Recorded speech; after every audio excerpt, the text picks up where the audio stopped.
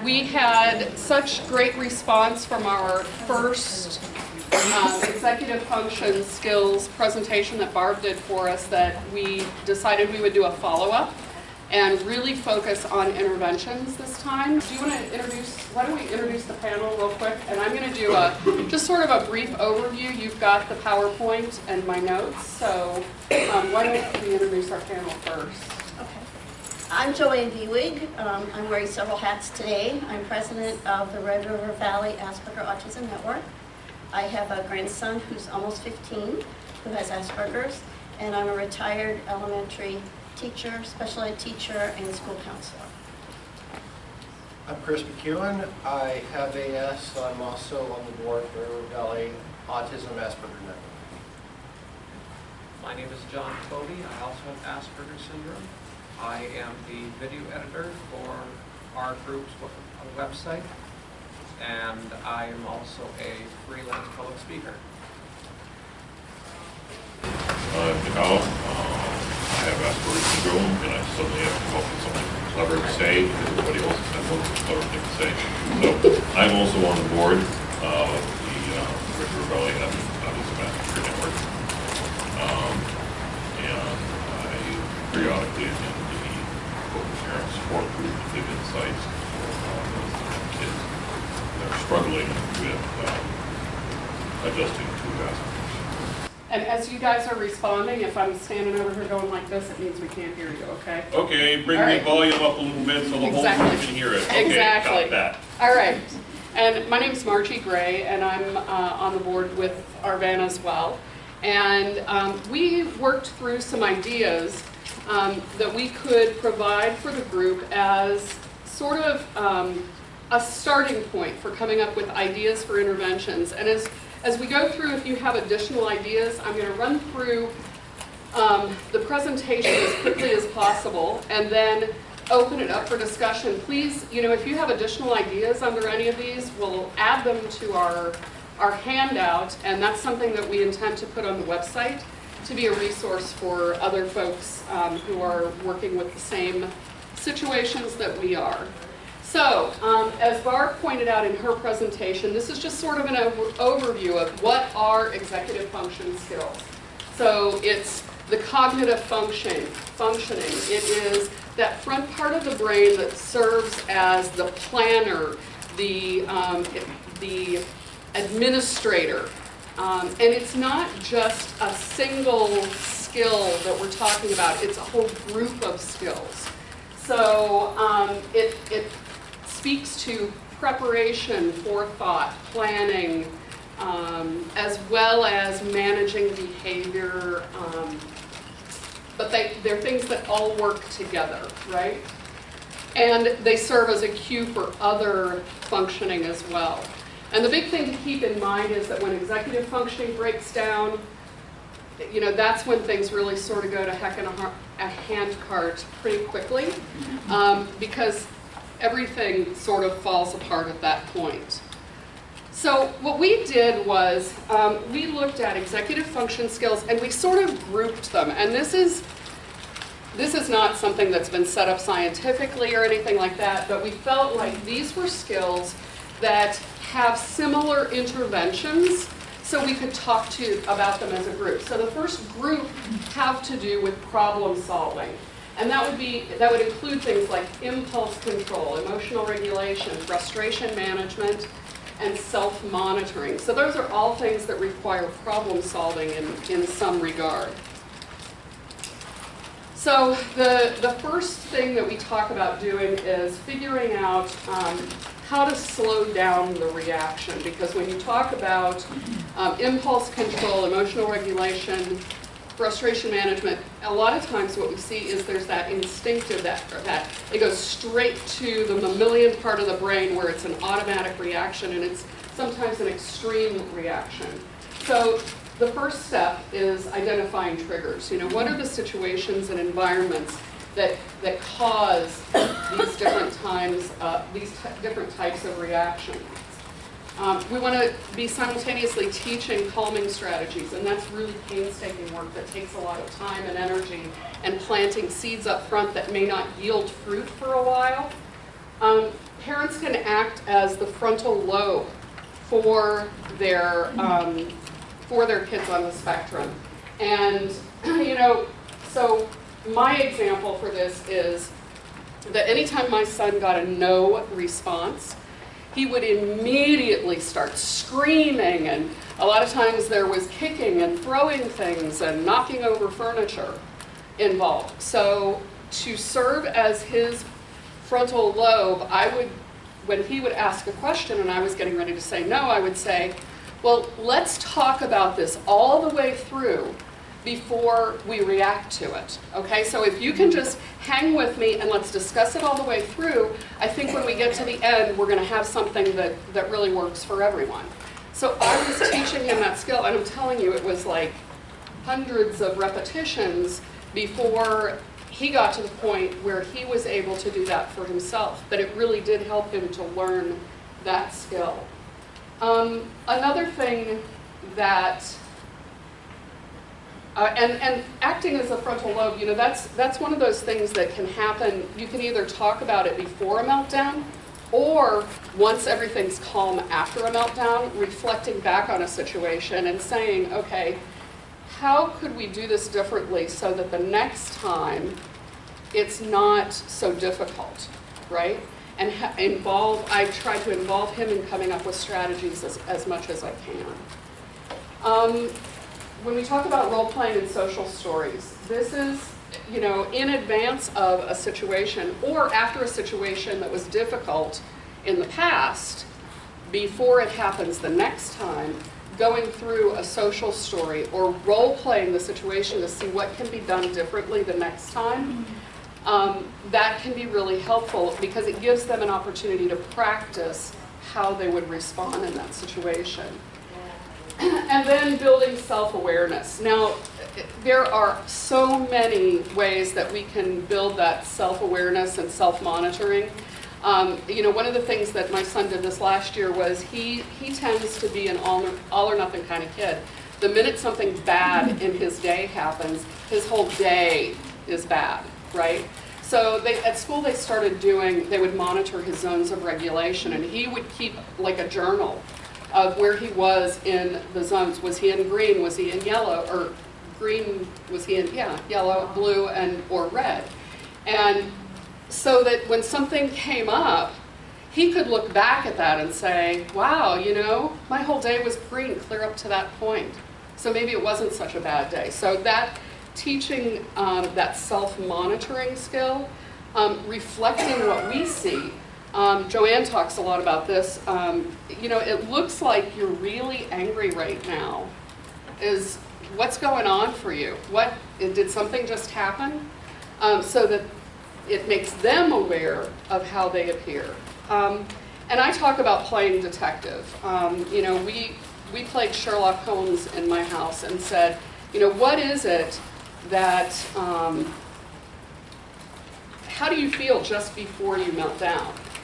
And the first time he was able to verbalize it, he said, you know, it feels like my brain's on fire and my heart's going to pound out of my chest. And I was like, wow, that's really powerful. That's, you know, and then we took a step back from there. Well, can you think about what happened just before that, or how were things going just before that, so that you can start to build that level of self-awareness for them to be able to self-identify. And then, of course, praise. We have to be really focused on making sure that even little teeny tiny incremental steps are really supported and praised. It's like when he was able to verbalize how he felt just before a meltdown, it was like, wow, that's amazing. That's so descriptive. And it's so great that you are aware of how you feel. So any little step really, you know, reinforcing that is so very important. So the next group of skills skills that we looked at had to do with organization. So, you know, the whole idea of logical sequencing, planning, time management, all of those things require organization. And some of the characteristics of that would be like an inability to prioritize tasks or steps to a process because they all seem equally important. an inability to manage multiple steps cognitively, being able to hold all of that in their head and follow through on it. A disconnect between verbal or written instructions and the implementation of those instructions. Sometimes there can be a disconnect there. The inability to plan ahead, and no sense of time or a distorted sense of time. And that can go either way. You know, for a preferred activity, it can seem like, but I just started playing Minecraft. No, sweetie, you've been playing for 2 hours, right? We've been doing math forever. You know, it's been about 3.5 minutes. So really working on working with those characteristics is an important part of this. So interventions for these types of skills, you know, there are visual and auditory cues that we can provide. So pictures to illustrate a process or the steps of a task. Verbal reminders throughout the process. You know, one of the things that my son, math is a non-preferred activity for him. And so he's resistant to it in the first place. So his para would say, okay, well, what do you do next in a math problem, in this type of a math problem? Just helping him to stay focused on those steps. An outline or a template for writing assignments. And this can be done even for young kids. You know, it's like topic sentence, you know, that reminder of 3 sentences that describe what it is.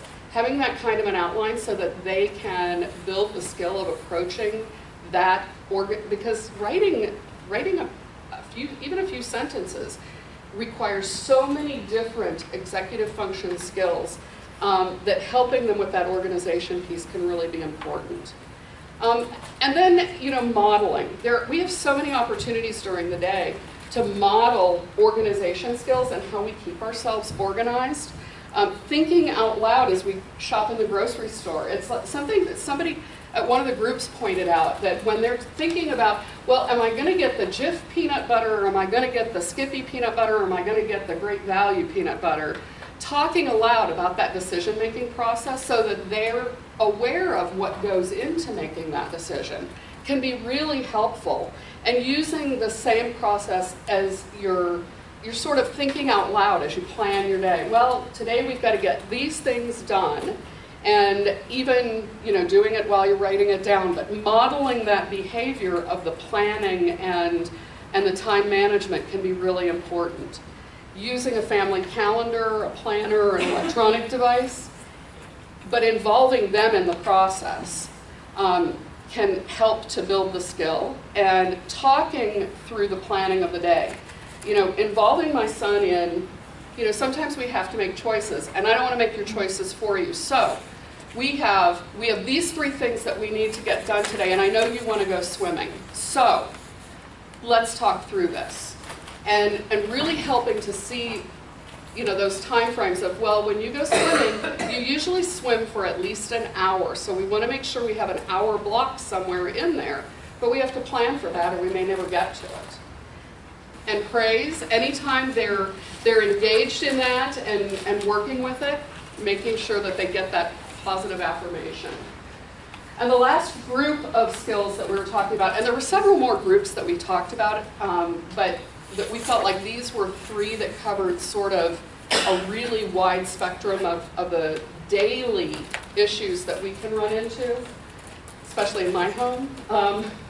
So transition is a big one. So that can be shifting the task from one task to another, shifting mindset, and honestly, shifting task generally is shifting mindset, but not everybody sees that it's the mindset that is needing to be shifted at that point. And initiating the next activity can be really challenging as well. So some of the characteristics of that are that they can be stuck in a cognitive loop, you know, where they're so focused on one thing, you know, whether it's Star Wars or Minecraft or, you know, the hockey playoffs, that they can't move on to the next thing, right? They can be compulsive in finishing one thought. Oh, That's brutal, you know? I've got to get my stuff together and get in the car, but I've got this 5-minute dissertation going on about the Minecraft village that was just built. So working with that can be really challenging. Another thing is that a lot of times kids will melt down if they're really pushed on in a transition situation. And what we find is that a lot of times they're just completely unable to start the next activity, even if it's a preferred activity. So some of the interventions, countdowns. I mean, that's a pretty common strategy that we work with. Planned closure. So what do you have to do to be finished with what you're doing so that we can move on? Gives him a little bit of say. In my household, it's a him. So for those of you who have girls, I apologize. I'm sorry for using the him. That I don't apologize for you having girls. I apologize for using the pronoun that doesn't apply to your child. Okay? Sorry. When you're in a hole, stop digging. Yeah, thank you. That's a good point. So previewing expectations and consequences. So for my son, if we're going somewhere and I say, okay, we're going to this place, when it's time to go, it's time to go. And if you can't shift at that point, or if you can't move on, we might not be able to go the next time, because it's hard for everybody when you melt down, you know, including you. Do you want to melt down? No, of course not.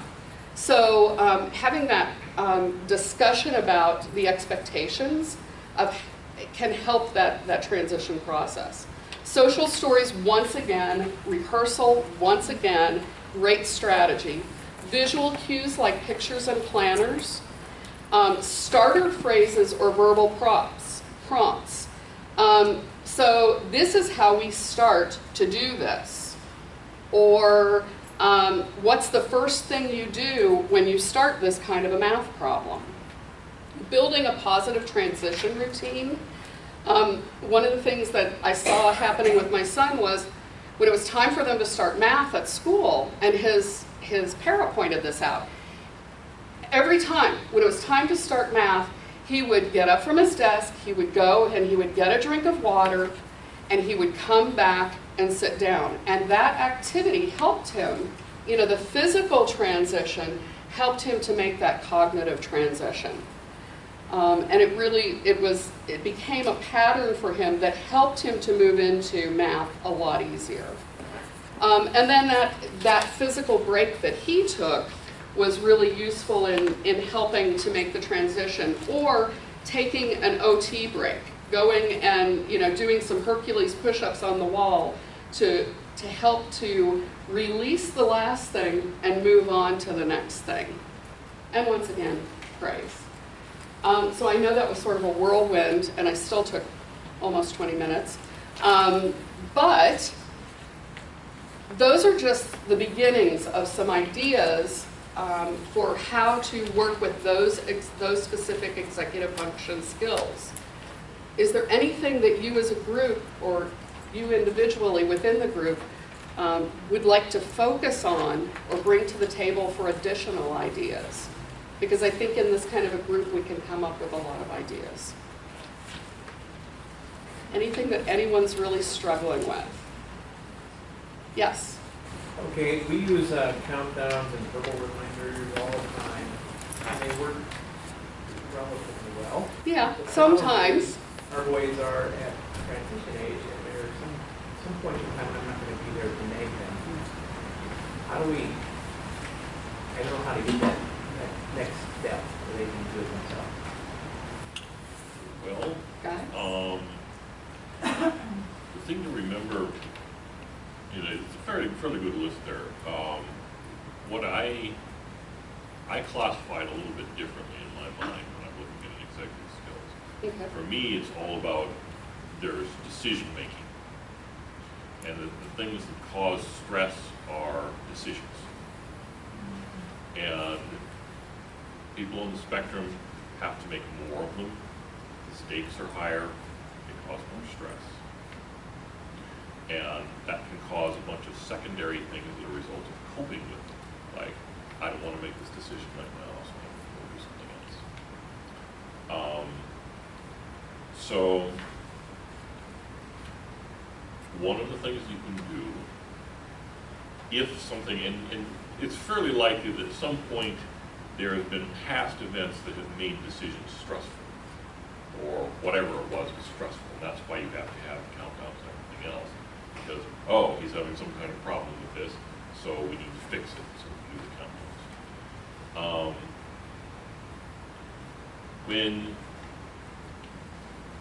What you can do sometimes is to look at similar, less stressful situations that would involve the same kind of pathway. So you can have a practice for something like that. Certain sort of decisions you can get practice at and get better at. And so the other thing you can do is try to arrange things so that they don't have to make so many decisions at once. And you can gradually build up your capacity to make a certain amount of decisions. Like I might say, well, I can make 7 difficult decisions in an hour. And well, when I was younger, I didn't have that high capacity yet. I could only do 5. Recognizing when you're getting near your limit. And I found practice, the being overwhelmed that you mentioned, where you've got, oh no, there's 4 different things wrong here. Which should I do first? Practice in some sort of less stressful situation, you know, like those old text adventure games. Well, you know, I don't know what to do about the giant squids in the parking lot or the zombies, but I got a bucket and I can get out of the tap so I can put out the fire. Okay, now I can get out of the chainsaw so I can take care of the zombies. Okay, now I can start the bulldozer and get the giant squids out of the parking lot. Okay, so that gives me a natural progression as to what I have to do when. That's an example of a whimsical example of how you would practice something like that, how you would practice prioritizing. For countdowns, are you talking about for changing to a new task?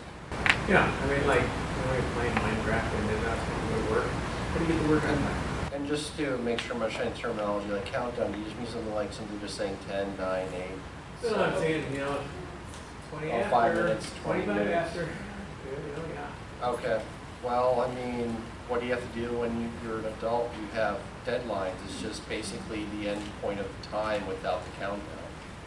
So maybe phasing it out, the countdown, and putting more emphasis on deadlines as opposed to just simple countdowns. Because I mean, I don't know how inattentively you all do it, but I know that when I'm facing a deadline, a lot of times I'm doing a mental countdown as well. Especially when the particular deadline has a certain consequence attached to the deadline itself for not meeting the deadline. It sounds like, Yeah, go for it. Yeah, go for it. Dow was saying use something that they're familiar with to kind of get the idea started. And then you're suggesting like a substitute to a person giving you the reminder, but maybe something like setting teaching him to set the timer. That I know, planning ahead, like you said. I know that if I can play this till 20 after, but then I have to give myself 10 minutes to get out the door. That would be maybe substituting something else that then he can carry that with him, you know, as he gets. Well, the other thing is experience, where you say, well, okay, last time you did this, you stopped 10 minutes before work and you were late by 5 minutes. Okay? Well, maybe this time, why don't we try 15 minutes before? Or we could try, since that late has other consequences, why don't we try 20 minutes before to allow for variation and see how much time you have left. Always start with a little more time than you actually need. And then as you get better and better, then you can kind of focus in on how much you can afford to do. I want to follow up on that because I think it makes a difference too on whether or not how age and maturity and whether or not it's something you want to do. I mean, if it's turning in the geography project that I could care less, no matter what it is, it's going to be tough to get motivated to do that. And how did, all of you sort of make that shift? Because I don't think this is a skill that just kind of, maybe it does just kind of appear, because, it's something that I see happen or be more difficult with younger kids. And again, I think a lot of that's because they don't feel any control over their life. There's no real motivation to finish the math project on time or to pick up my dirty socks off the floor and get them down to the washing machine. So I think when it's something you're interested in, you can do a little bit more of that. But how did you go from, maybe if you can remember back being younger to, because I think the three of you are pretty successful right now at being able to do some of that. I'm willing to bet that wasn't always the case. No, that wasn't always the case. One thing that worked really good for practice was going through school, knowing that you have deadlines for homework assignments, and knowing that there was a bad consequence of a lower grade if you didn't get your stuff in on time. So that is motivation in by itself, and then just trying different things to figure out how to switch. One thing that I did was, like Joanne said, a timer to time things. Or I would work to get my homework done first and then use the remainder of my time to do something I would enjoy. That would be a reward for doing the work that I've already done. So I reverse things in a way. Do the work first, then play a video game for relaxation afterwards. Do you still use timers like that? I mean, do you have like on your iPhone, do you set kind of a timer to remind yourself of? Now I just look at a clock. I just keep on looking at a clock, and I know, and I set up a mental time on the clock of when on that face of the clock is the point where I have to go to something else.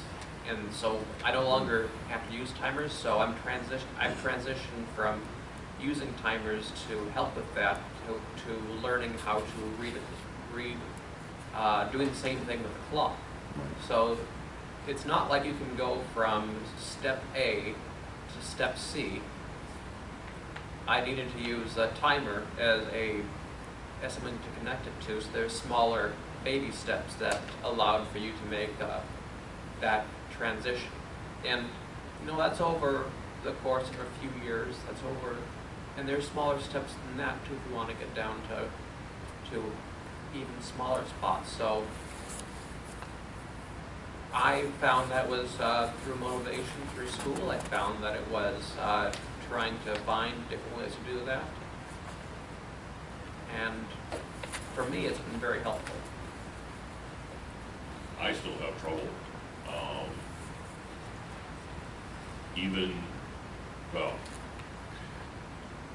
One of these days I will come up with a general solution to the procrastination problem, but I have not gotten around to it yet. Yeah, that's all of us. Yes. I was going to say, But I still use timers. It makes it more difficult, but one of the things that helps is, say you've got something big and aversive.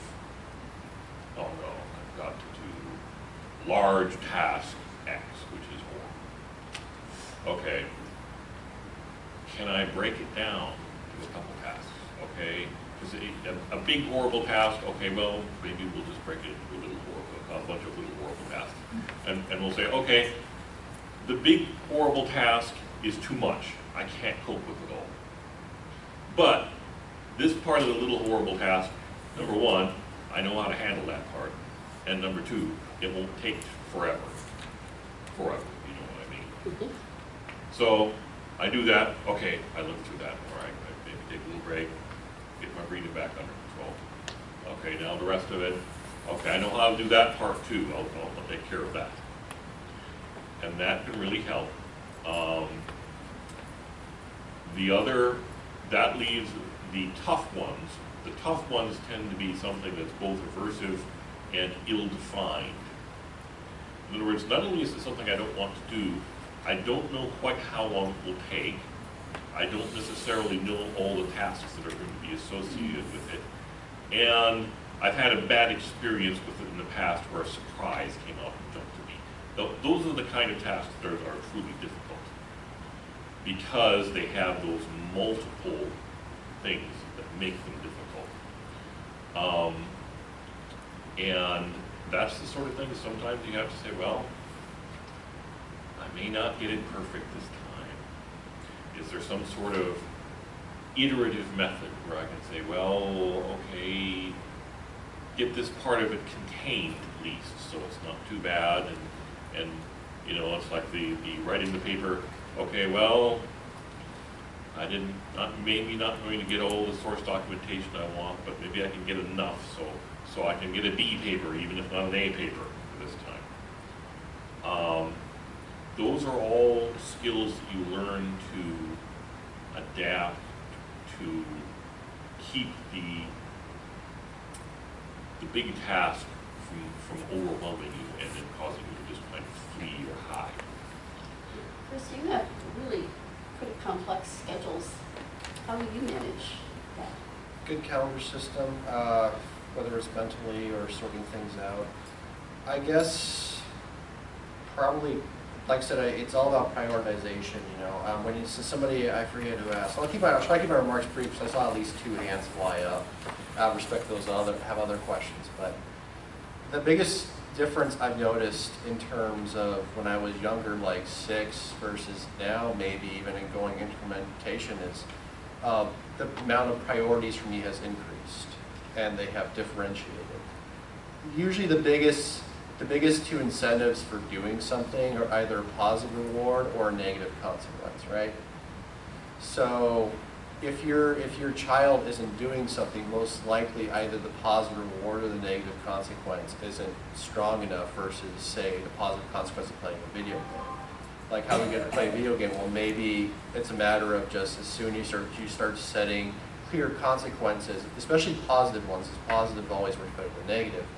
With reaching that endpoint, that goal, that deadline, that countdown, whatever you want to call it, that will usually help things substantially. So that way, when I'm trying to balance maybe 12 different events in a single day, well, it goes, but then I keep in mind the purpose, what the consequences and the positive results that come from accomplishing these things. So that way I stay focused, that way I stay on task. And I also step back, as Dal said, try to recognize my limitations as well, so that way I don't burn myself out by event 4 or 5 and then find myself backtracking, not meeting deadlines because I got burned out. Hopefully I answered your question substantially. Good enough. There are a couple of other hands. I just had a tool that we use that I've mentioned to Barb that is effective for my son. His occupational therapist is a watch minder. Because at 13, you don't want your mom to remind you to brush your teeth and take a shower and you eat your breakfast. And we get to put in 50 pre-programmed activities, and there are timers that go off and they vibrate, so it doesn't draw attention to him, which he loves, because he doesn't like to be the center of attention. And we have a rule: you can't turn it off until you do it. You can pause it, but you can't turn it off until you do it. So we put in different tasks, like it's time for us to sit down and homeschool. So it's time for us to sit down and do our math homework. You can pause it, you can pause it as much as you like, but if it goes into a preferred activity time, you can't start that activity time until this time is done. And that's really helped him learn time management as well as the timers. I've noticed we have been without it now for 2 weeks because he wore it in the shower and we had to send it in. Some of those things that he's learned are still with him. And he's looking at the clock. And, you know, if it's 5 after 9, he looks and, oh, I forgot to brush my teeth. Because he's learning those things. So I love the watch on there. That's a great good, tool. yeah, that's a good point. One of the signs that you'll see, a lot of people on the spectrum are big on routine. And the reason we're big on routine is because that's a coping skill. And so what you'll see, that gets sometimes viewed as a problem later on, or some, well, they're too rigid, you know, they've got their routine. What do you do when you need to change the routine? Well, the reason, you have to realize the reason the routine is there in the first place, and that's also doing our own version of something like that. So that's something to keep in mind.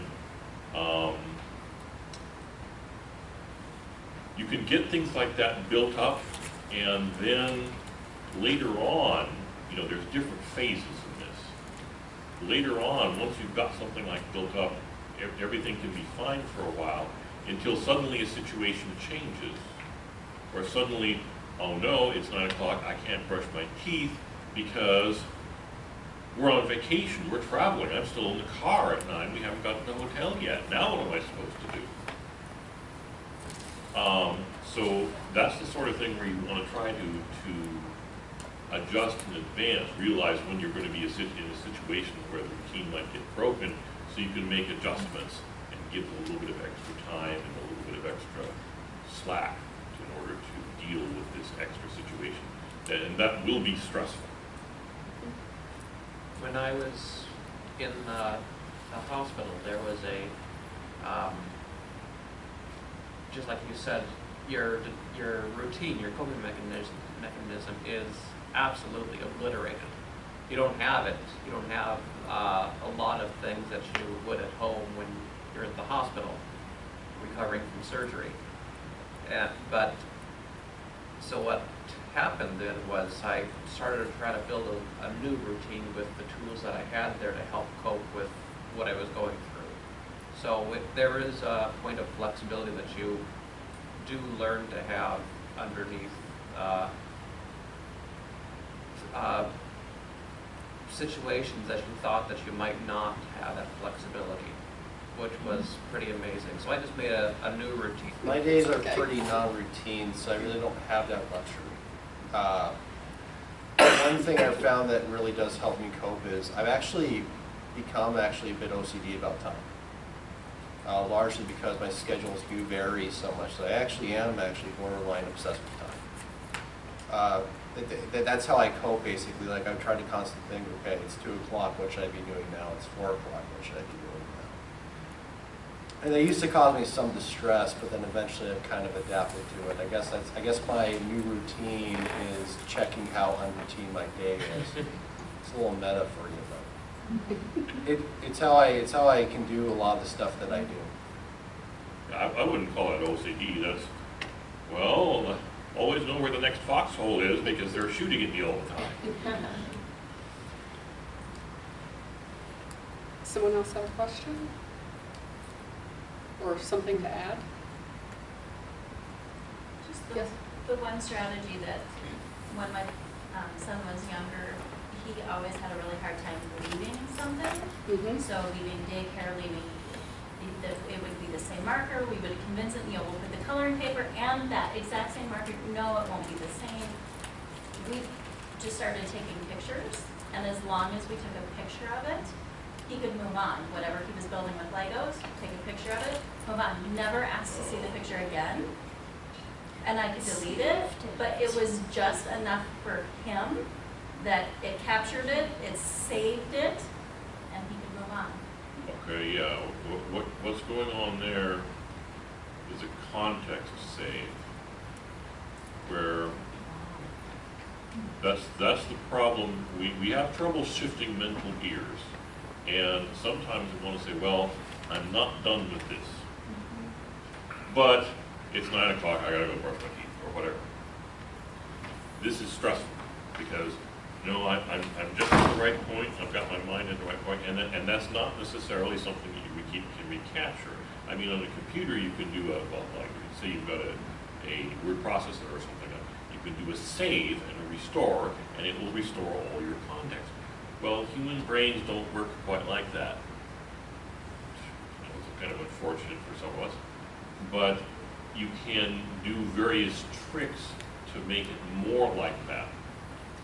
And that sounds like a very handy thing, because I bet what I would think for something like that is, well, if I really do lose my place and I can't get back, at least I have that picture as a reminder of the original context. And I could come back, at least in theory, and look at that picture and go, okay, where was I? I was right there, I was going that right there. Okay, that gets my mind back to the spot where I was. Now, you say he doesn't actually have to use it. No? Okay. And now we're past it. I mean, What the problem was is that he was afraid that he was going to lose his context. Maybe he had some experience back in the past where he was going to do something like that, and he had to go and was excited about it, was stressed about it, and was worried, now I'll never get back to that wonderful spot I was at. And that's what he was worried later. We're very good at learning based on stressful and traumatic things, and you may not have caught the original event where that learning happened. I'm sure it was every day when we made him leave something to take care of.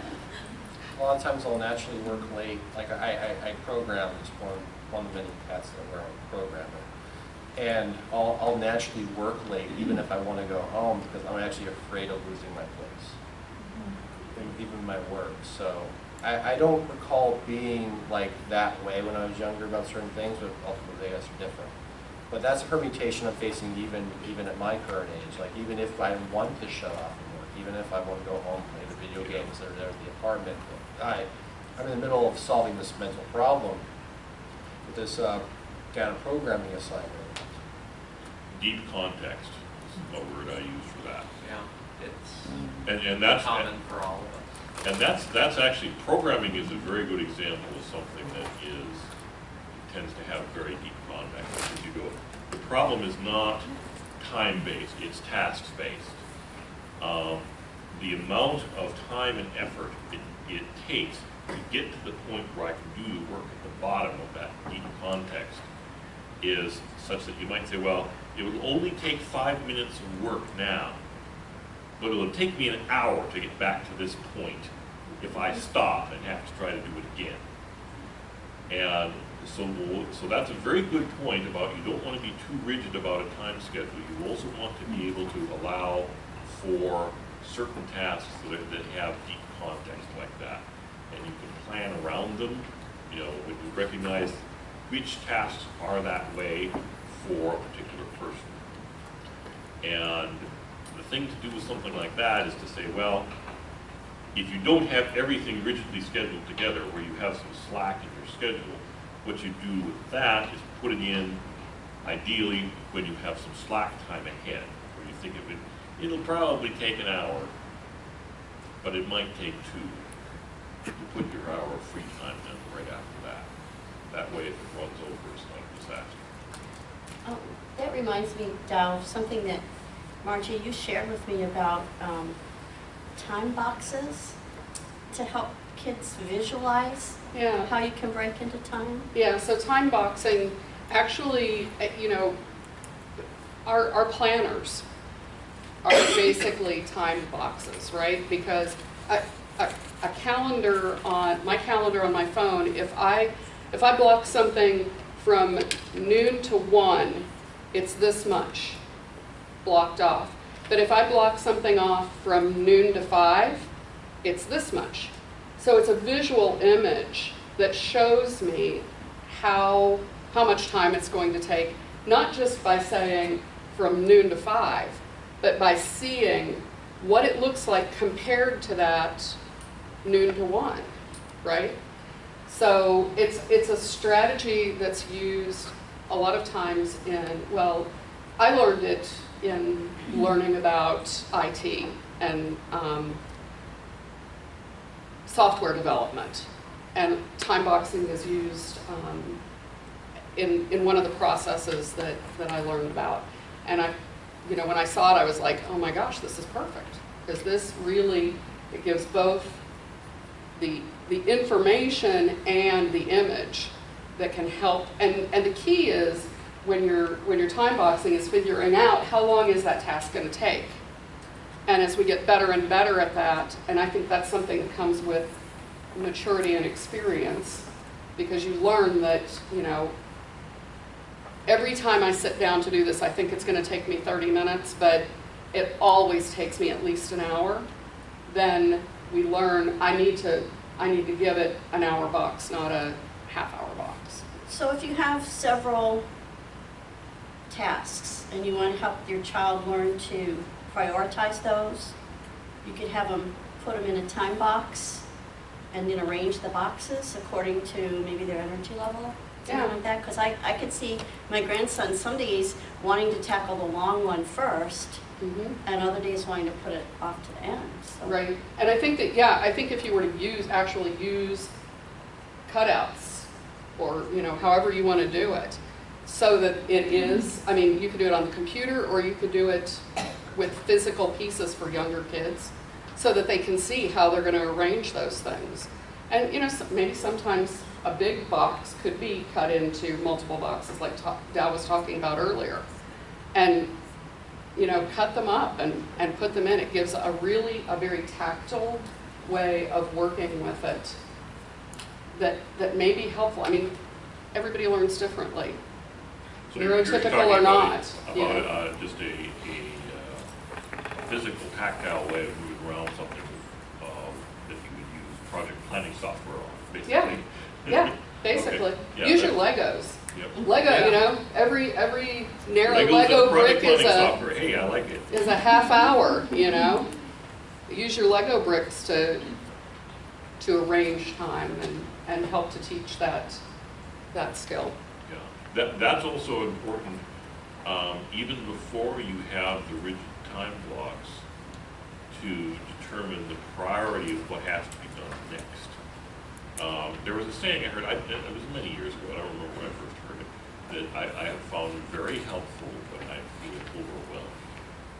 And that's, the only real problem is what to do next. So, you may not know, I don't necessarily know all the things about this task or how long it's going to take. What I do know is I can't do any of the other tasks until I finish this one. Therefore, I have to do this one first. And since these other tasks are the things I have to accomplish now, I have to start it now. That's the kind of thing that Lego kind of thing can help you deal with, where you say, okay, the green one is required for me to do all the other ones. So the green one's got to go first. And the main thing that tells me is I'm not going to get to the red one until I've done the green one, and then the other two things have to come before the red one. So, well, maybe the red one isn't going to happen until after lunch. So that's a good way of arranging things. I would call that a useful tool.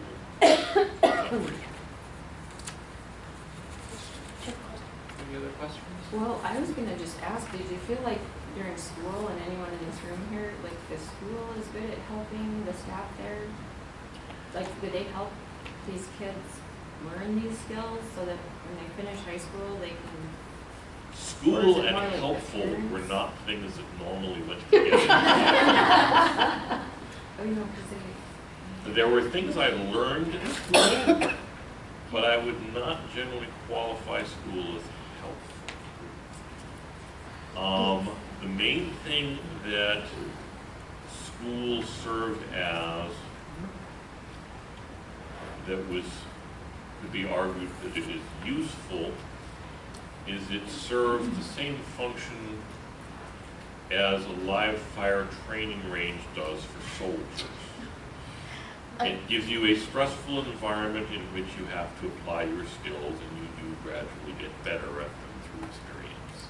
I think that things have probably changed at least a little bit since school. I know that I can say that these are all things that, you know, some of it's in my son's IEP, and they are definitely working, and sometimes we have to take a step back and say, you know, what I'd really love is, I know that you're helping him to get his stuff together at the end of the day, because his teacher described him as, oh, Chandler, you can always tell where he's been, because he leaves a trail of belongings behind, right? And my thing was, okay, I appreciate the fact that you're helping him to keep his stuff together.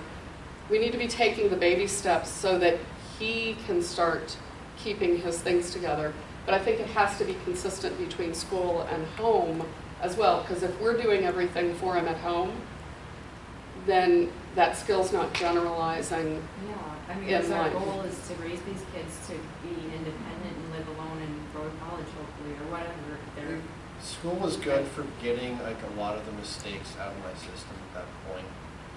But I didn't necessarily always have the context clear to me in terms of the mistakes that I have made. And I'm assuming Chandler might be kind of at the same point, or maybe he's not putting the context together. I'm leaving my stuff behind, and to keep having to read my stuff, maybe I should be bringing that. Like a lot of these obvious things that might seem obvious to us all may not seem so obvious to your child on the spectrum.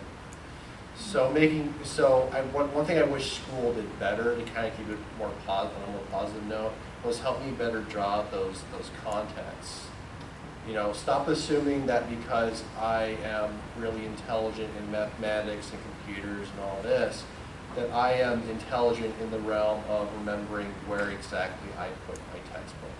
Because usually I'm not. I will openly admit I am kind of stupid when it comes to basic life stuff like that, even to this day. And I have to remind myself, did I put this event in my calendar?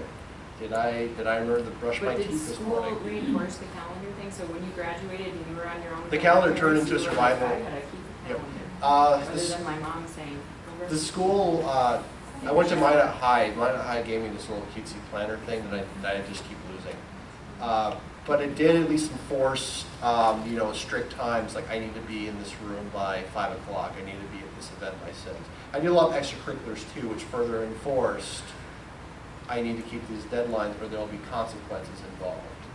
And did I make a lot of mistakes? Yeah, I did. And those mistakes, you know, I mean, shoot, I mean, it sucked.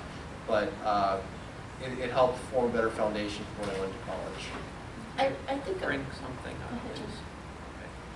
Okay. When I was in elementary school, at that point in time, a lot of the teachers didn't really know anything about Asperger's.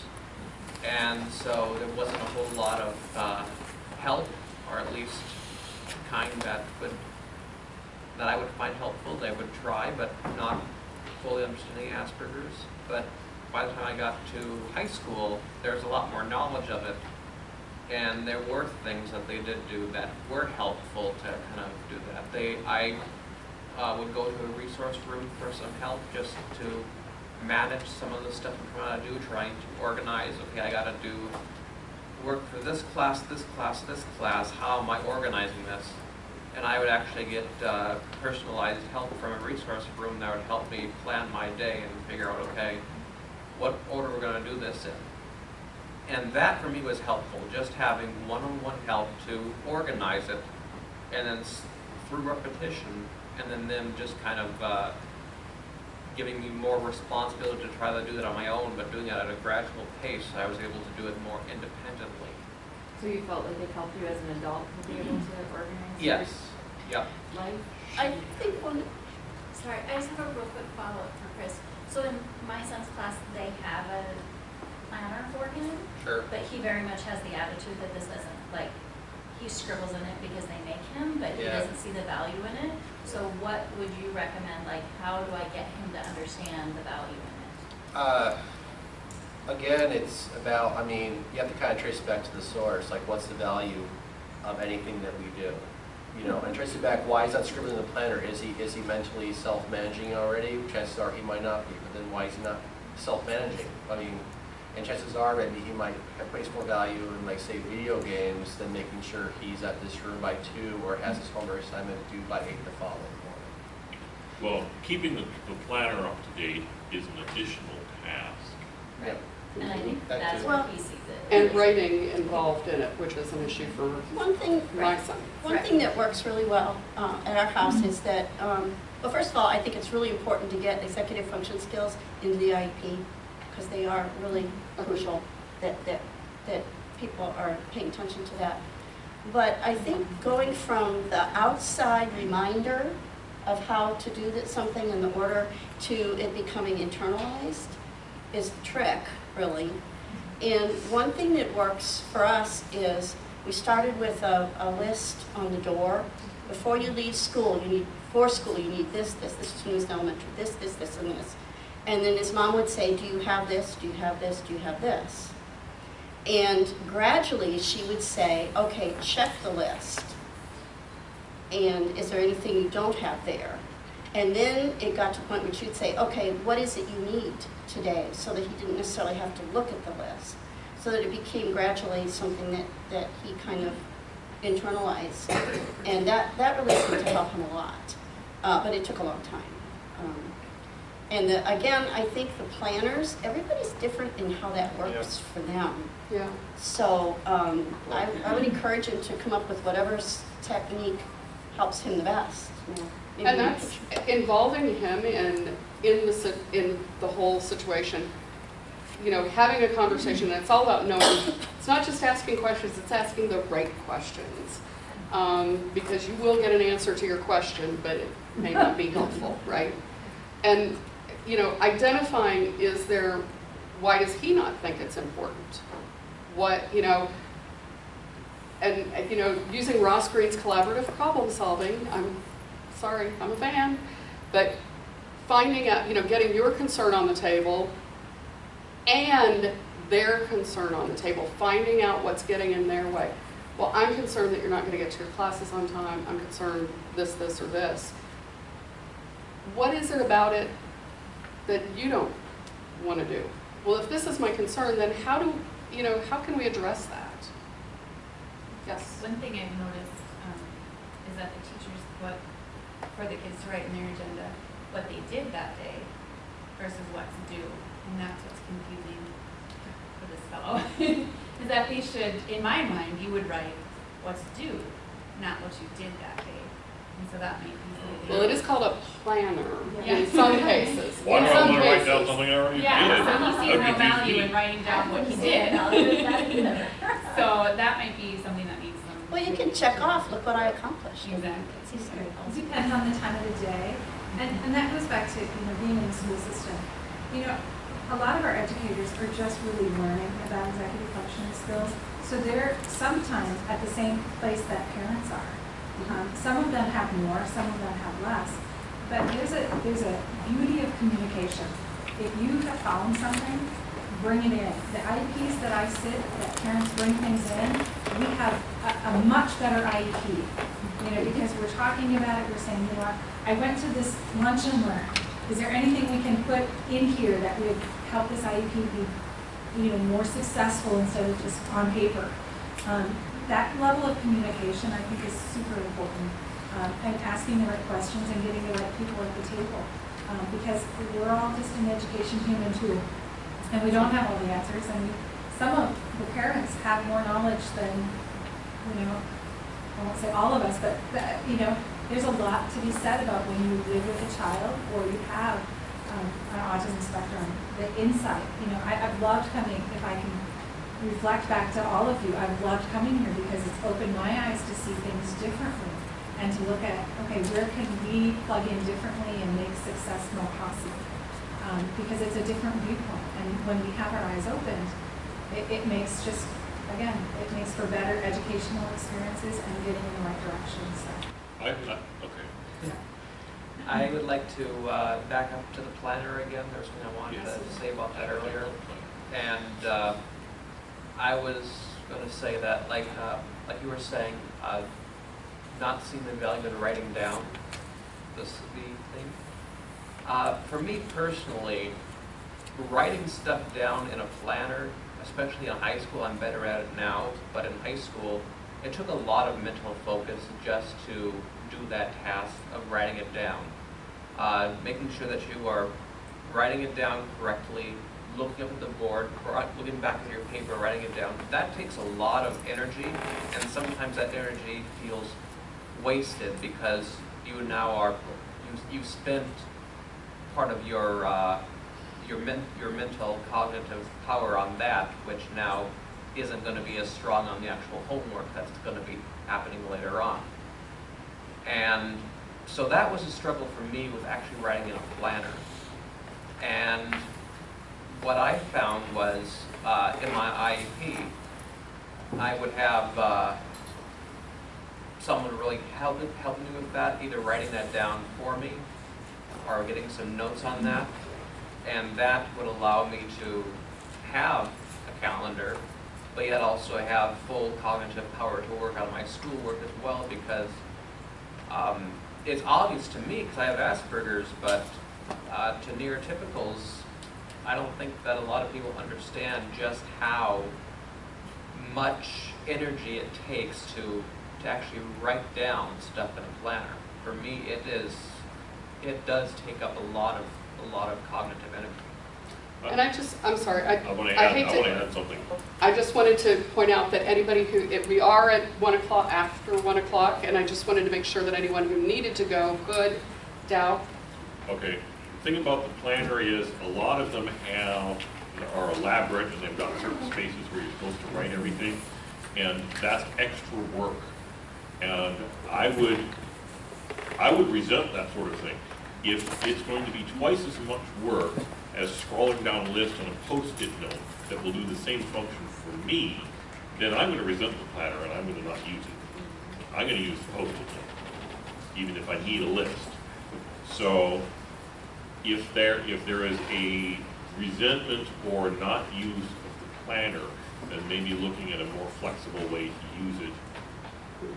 Well, there are infinite possibilities for planners, right? Yeah. I mean, electronic and everything This else. is something you might have to have a little talk with the teacher or whoever it is, because if the policy is you write down things in your planner in a certain format and you're getting critique for not putting things in the planner in a certain format, then that's something that needs to change. And maybe even taking a photo, like you said, copying from the board, maybe they can take a photo of the board. I take a photo of my to-do list, so I don't have to write it down. The whole idea of having That'd be perfect, yeah, that would be perfect. Yeah. Question. Okay, I just have to say, I would love that if we could have, and I'm sure you guys organize these and you do them every month, but just to sit and talk about how to bridge the gap, I think we should do this specific topic of organizing yourself. Like, what I'm trying to say is, when I think of my son who's 11, when he's finally old enough to move on from home or high school, just so he understands the importance of you have to learn how to organize yourself to function. I mean, you guys have to pay your bills, right? You have to take your garbage out. You have to do all that stuff. Like, I want to find out from you guys, how did you? With great difficulty in some cases. Well, and just know that, you know, you can always bring topics that every Tuesday at noon, there's a support group that meets at Olivet Lutheran Church, and, you know, definitely these conversations can be part of that as well. I think at adolescence age, they don't really care. They don't see, why do I have to keep this organized? It doesn't matter. That's not a priority. He doesn't care if his schoolwork's Yeah, that's not going to be something that's because going to... someone else will kind of do it for him. I don't see a natural consequence for that. I mean, in a way, because we don't let that happen. We don't just... And at some point, like, I know my son's right about that age too, and you know, there came a point where there were certain things that, who said it? It's not cool to have your mom, oh, Shell said it, it's not cool to have your mom do this, tell you this, right? He came to me one day and he goes, okay, I need you to teach me how to make a grilled cheese sandwich because there's going to come a day where I'm going to need to do this for myself. And I was like, You recognized it! what? Who are you and what did you do with my son? So, you know, sometimes there's some of that kicks in as a ray of hope. What you're talking about is scaffolding and giving them the supports they You need. see the same age group of people. But it takes longer for our guys. It does take longer. It's My going to take... son's 16, and I still go through everyone. Did you put on deodorant? Did you brush your teeth? Did you? But then when he's 25, hopefully... It'll... It happens. They grow up. They do grow up. It just takes a little bit longer. It does. And I stood next to John and he smells just fine. Okay? All right, thank you. Thank you all so much for coming. If you have additional questions in the next 6 minutes until the fire drill, you know, and we can always do questions outside if it's not raining. Right. Bye. See ya. If you know what, if you have feedback on this session, I forgot to do feedback forms today. So if you have feedback or specific comments, the email where you sent your RSVP, send those comments to that email and we'll get them. Thank you very much for coming.